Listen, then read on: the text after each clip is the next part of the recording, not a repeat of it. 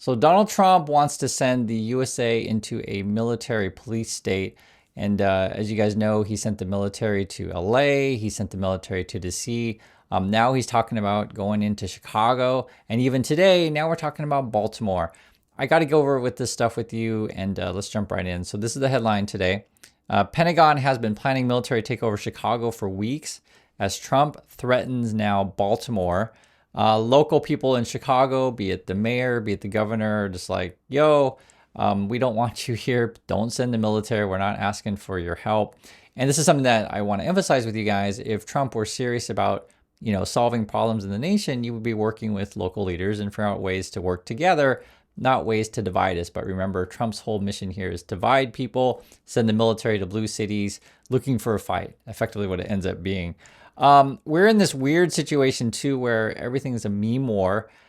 This is Governor Gavin Newsom. They're just tweeting out an hour ago. Happy birthday, Stephen. That's referring to Stephen Miller, just had his birthday, and basically calling Stephen Miller Voldemort, which, yes, it's funny, but it's Donald Trump has basically devolved our communication to now where we fight on social media between, politicians. I'm just showing you guys. It's crazy.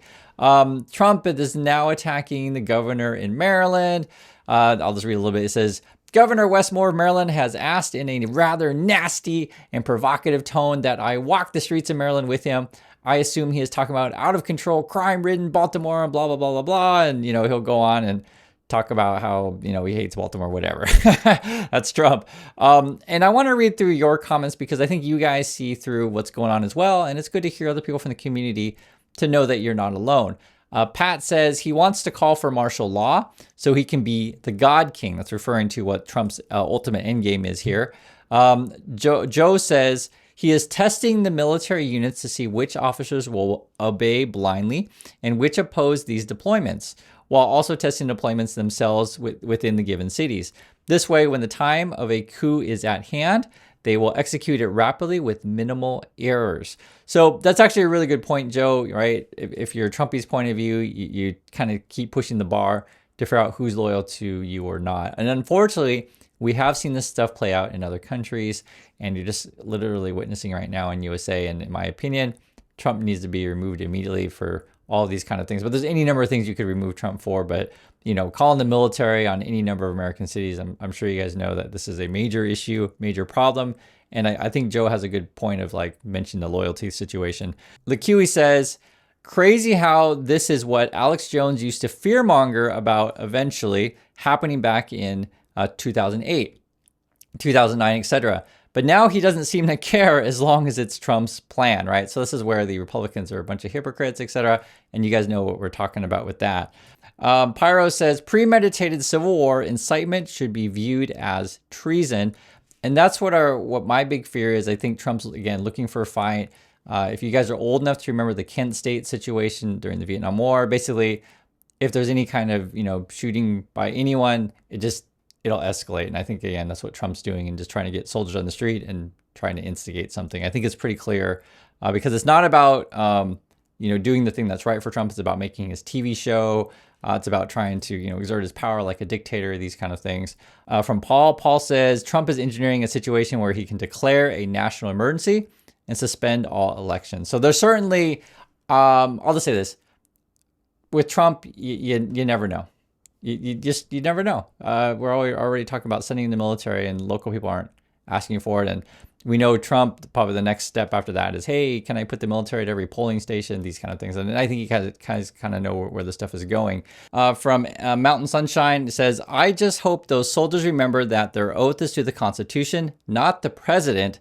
And as you say, Chris, they should not obey illegal or unjust orders. And I always say that all the time. Do not follow an illegal order. Now, however, there are Trumpers out there, and I just want you to see what a Trumper has to say. This just came in just a minute ago, right before recording the video. I just always check. From Angel Black Ops, this is what they say. He says, what planet are you on, weirdo? Referring to me. I guess I'm a weirdo.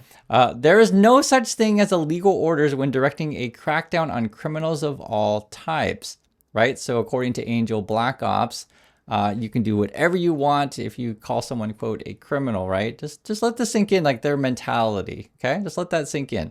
If you want civil war, that's your thing and your clear political affiliations thing.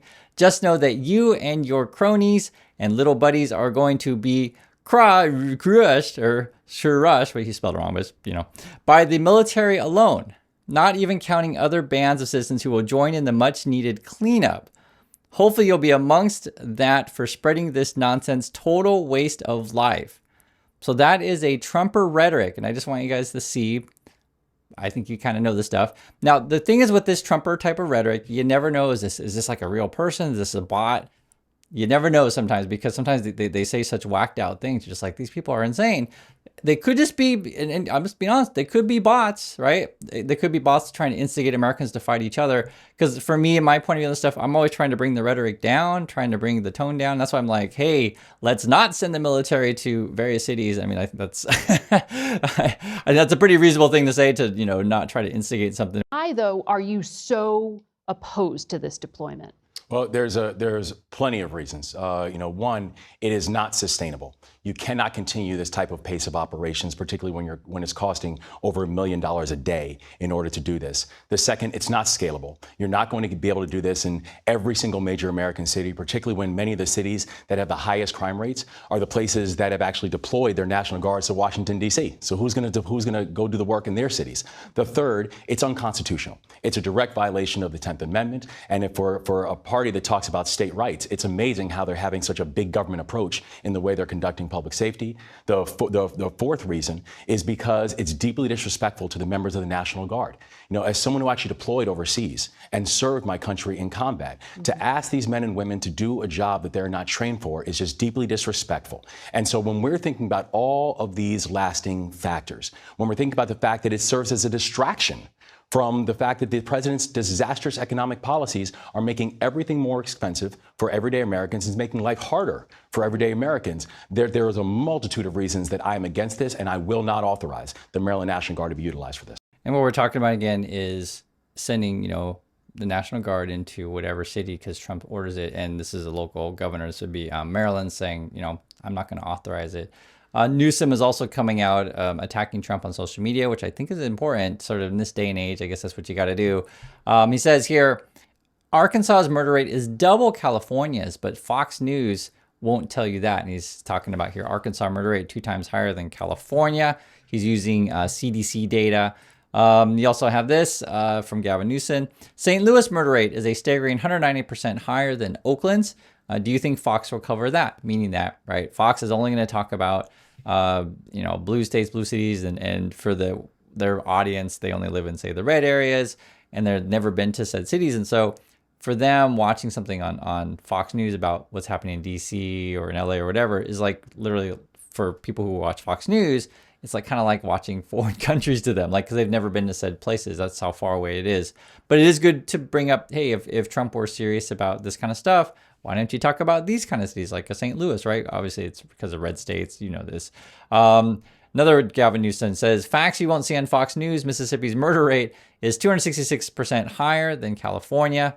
Again, you won't see that on Fox News. Wes Moore, who just saw speaking there, is also ramping up attacks against Trump. Basically, I mean, these guys are pushing back, and these are governors in big states, right? So Wes says, Trump is doing everything in his power to distract from the Epstein files. Really makes you wonder. He also says, President Bone Spurs will do anything to get out of walking, even if it means spouting off more lies about the progress we're making on public safety in Maryland. Hey, Donald, we can get you a golf cart if that makes it easier. Just let my team know. Ouch. And he just tweeted out just a few minutes ago, Wes did. Did Donald Trump, the president of the United States, lie about an injury to dodge the Vietnam draft? So if you don't know, I think, if I remember correctly, I think Trump had like 5 draft deferments claiming that his feet hurt with bone spurs. But then when you ask Trump which foot, he doesn't remember that kind of stuff. So I think it's kind of clear what's going on. And even Wes Moore is, making a case for that. Time. And I want to say that loud and clear for anybody, especially in Washington, D.C., who might not hear me. If you are not willing to be part of the solution, keep our names out of your mouth. Donald Trump, if you are not willing to walk our communities, keep our name out of your mouth. If you are not willing to understand the pride and the beauty of this city and this community, keep our name out of your mouth. Because if you were willing to visit, if you were willing to spend time, if you were willing to actually walk our communities and walk our streets and not just talk about us from the Oval Office, you would see what we see. One of the greatest cities in the United States of America. So let's keep up the work. Let's make sure that we also hold the promise of leaving no one behind in this mission. Now, I know a lot of other channels have been talking about Gavin Newsom this, Gavin Newsom that. Wes Moore's not a bad candidate either if you're looking for who could possibly be a next president or at least a political leader in the future. Because, you know, he doesn't have to do it this next time around. There's any number of years he could do it because he's still fairly young. Now, I want to give you a different point of view because I always want to give you, you know, a fuller picture as best I possibly can. Jeanine Pirro, this is one of Trump's people. She was a Fox News host person. Now she's like a prosecutor in D.C. She's talking about arrests in D.C. I just want you to hear her perspective. Hi, everyone. It's Judge Janine. I'm here in D.C., and it is Friday, August the 22nd. Last night, 40 criminal arrests, 5 guns seized as part of the surge of President Trump's attempt to make D.C. safe and beautiful. And it brings us to a total of 719 arrests since the president decided that he was going to bring in all of our federal partners to work with the Metropolitan PD. And it brings us up to 91 guns that have been taken off the street with the additional 5 from last night. 91 guns that cannot be used now to shoot or harm other people. The best part about all this is when you talk to the people who live in D.C., they're comfortable going to dinner, they're comfortable going for a stroll. The show of force by President Trump is making the quality of life better for the people in the district. So that's what she claims, right? First, they're giving out arrest numbers. I'll say this, probably the arrest numbers are true. I wouldn't be shocked if, you know, hey, we're doing 719 arrests, we're trying to arrest as many people as we can. I just want to show you what they're saying. The one thing I thought was interesting, and you know, from a Republican point of view and people who watch Fox News, they're always talking about, oh, those Democrats are going to take your guns away. It's like, but I guess if Donald Trump does it, then it's fine. And full disclosure, I'm actually for more gun control. I don't think regular people need, you know, a million guns in their house and unlimited ammunition. You know, some people have different points of view than me. I disagree because I just think too many guns, right? Not great. That's my opinion on that stuff. I wanted to mention that is because what's going on is there's an information war out there, right? So if you watch Fox News, you think that, you know, everyone in DC loves Donald Trump. If you look at other sources and ask actual DC people, they say, no, we don't love Donald Trump. And it depends what you watch, right? And so there has to be some sort of truth in this stuff, I would think. Isn't that a fair thing to say? There are some interesting reporting about this. So one would be, this is, for example, you know, last week, DC residents are right to protest unconstitutional police roadblocks. I've seen video on this stuff of local residents yelling at, you know, the ICE, get out of our neighborhood, these kind of things. I've showed it before on our channel. This is new today that just came out and new to me, but basically what it is, and I'll read the headline. It says, in Washington, crackdown making a federal case out of low-level arrests, okay? So basically what it is they're arresting people for just all kinds of things as quickly as they can, and then they jack up the penalty. So I'll give you a kind of an example, or actually I'll read this and then you'll see. It says here, one man had been arrested over an open container of alcohol, okay? Another had been charged with threatening the president after delivering a drunken outburst following his arrest on vandalism. And one defendant's gun case so alarmed prosecutors that they intended to drop the case. Basically what this is about is the Trump people are inflating charges on people. So like, for example, say of the drunken outburst thing. So it looks like someone was drunk, okay? So I can see someone being drunk, it happens. And then it's saying, following his arrest on vandalism, so he must have been painting something or something like that. Okay, I'm with you so far.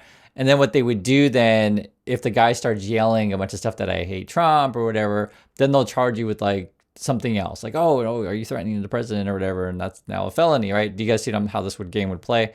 The one to say the alcohol example, they gave a situation to where there was a guy sitting in a van.